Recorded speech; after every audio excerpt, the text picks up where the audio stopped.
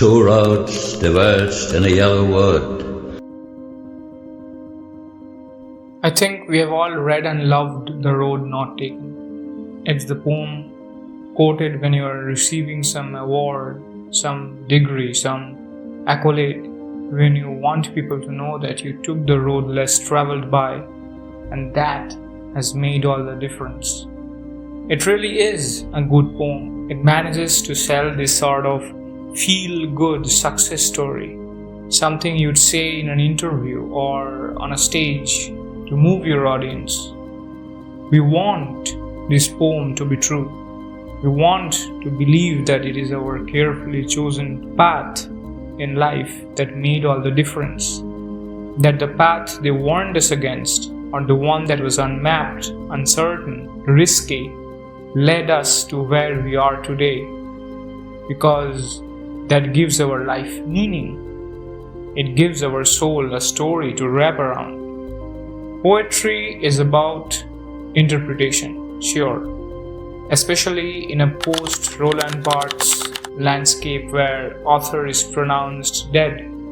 But still, I think there is something to be said about intention of the author, of the poet, of Robert Frost when he wrote this poem. My preconceived, almost Edenic idea of this poem was shattered when one of my professors in college ripped apart this neat little illusion of individualism that holds the poem together. I'm about to do the same to you. I'm sorry. In the first line already you see it, two roads diverging, a choice. And he says, And sorry I could not travel both and be one traveler. Which immediately sets up this idea that the choice matters. The poet is saying that he has to choose, and that choice will make a difference.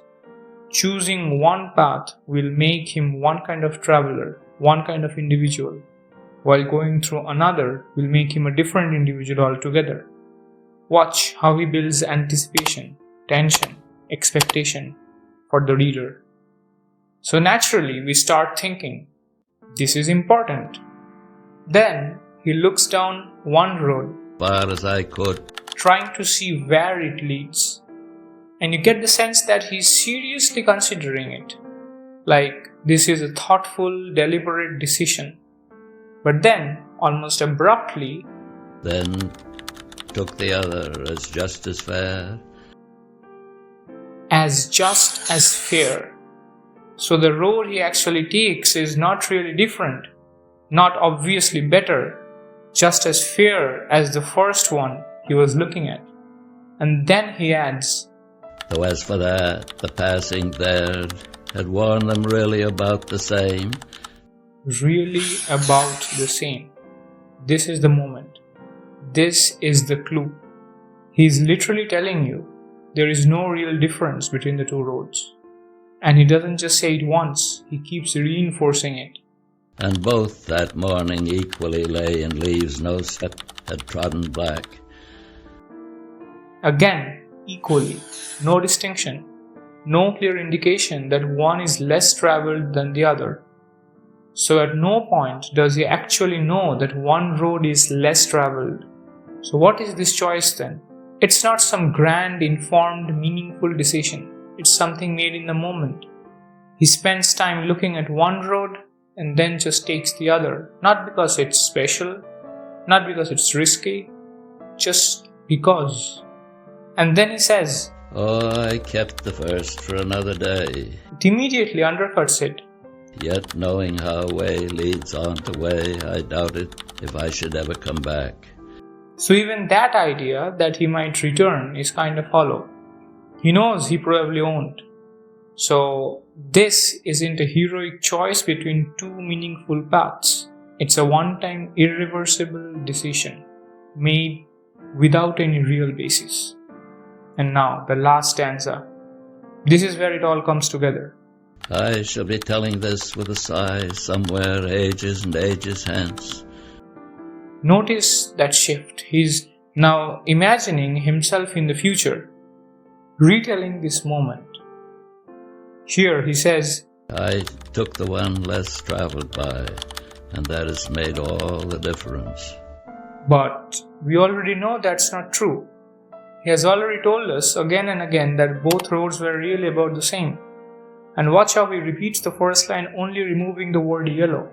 Two roads diverged in a wood. So what is he doing?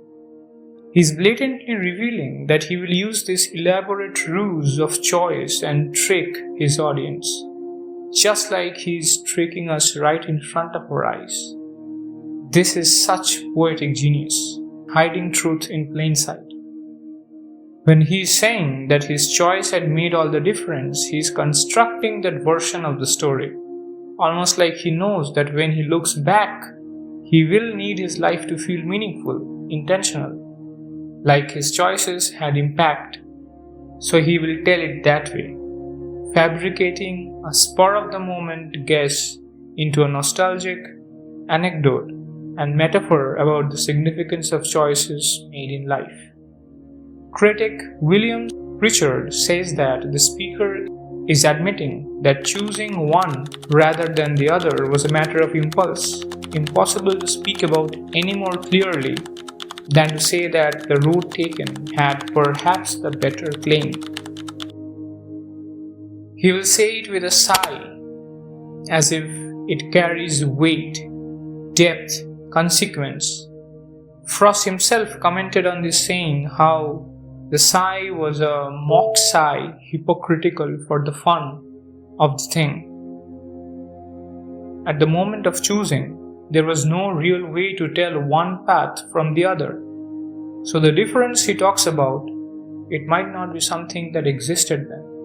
It might be something he constructs later, a story he tells. Because when you're standing at the fork in the road, you don't really know what will make the difference, which path is the better path.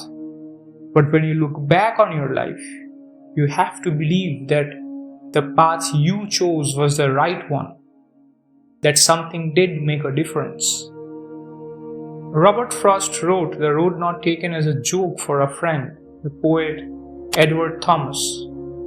When they went walking together, Thomas was chronically indecisive about which road they ought to take, and in retrospect, often lamented that they should in fact have taken the other one. Frost later says to his friend how the poem he wrote as a joke about his travels was taken seriously by an audience of college students.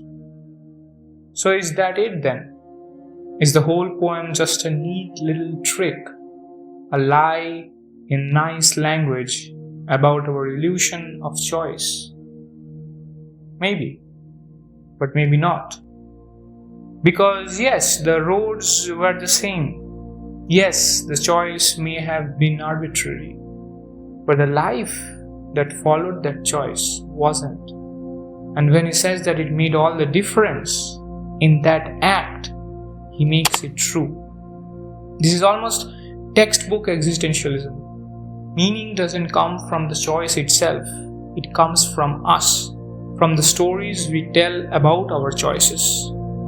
So maybe the road wasn't less traveled, but the moment he said it was, it became the storied truth of his life.